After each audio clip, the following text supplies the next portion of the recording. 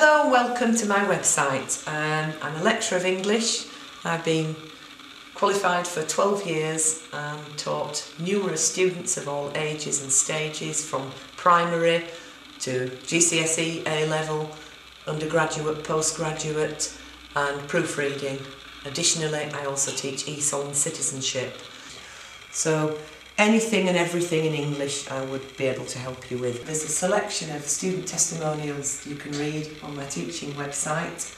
And I've got here just a few, a very small sample of 4 filing cabinets full of resources, of the resources I use, which gives you the punctuation, connective sentence and ambitious vocabulary sort of graduating. Primarily, the speaking, listening, reading, writing are all things I cover to ensure that the pupil, the student, effectively grasps the idea and can do the best they can do. The punctuation, the ambitious vocabulary, these would be good, these would be even better, these would be fantastic. Sentence openers, because invariably students get tired with writing the same thing I'm saying, and also, additionally, and also. So there are additional linking phrases and alternatives to use for starting sentences with. So that one, I would definitely give a copy of this to students for something to pin up on the wall.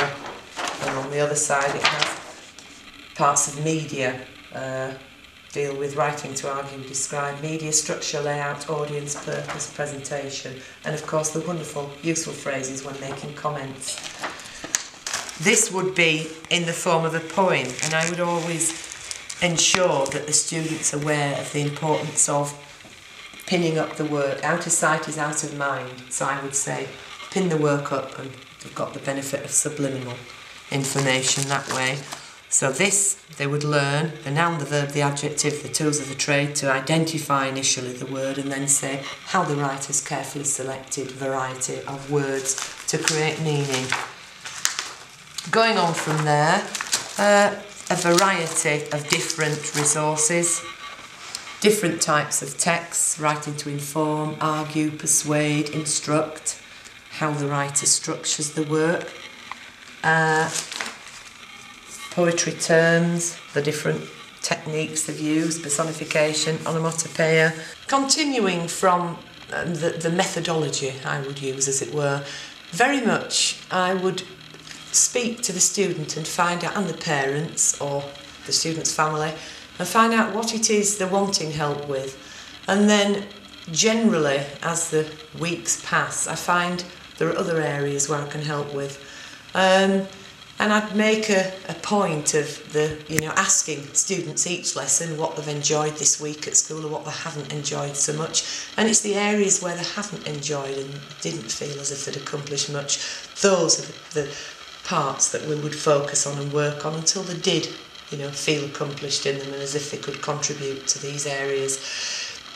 English teaching in all the different facets, speaking, listening, reading, writing, is more of a hobby as well as my work. So it's something that I thoroughly enjoy, explaining meaning and simplifying the most difficult concepts to children and students alike and breaking it down so that they do understand it. So it's something they fully understand and can, sort of produce work in the various different areas where they previously found complicated by use of simplifying terms. I think there's an awful lot of occasions when students are explained something and it's just been a little bit too complex, the explanation. So it's a matter of breaking this information down into crumb-sized pieces and then they understand it. And it's wonderful to see this inspiration and this light going on with students, and they say, oh, I know what you mean now.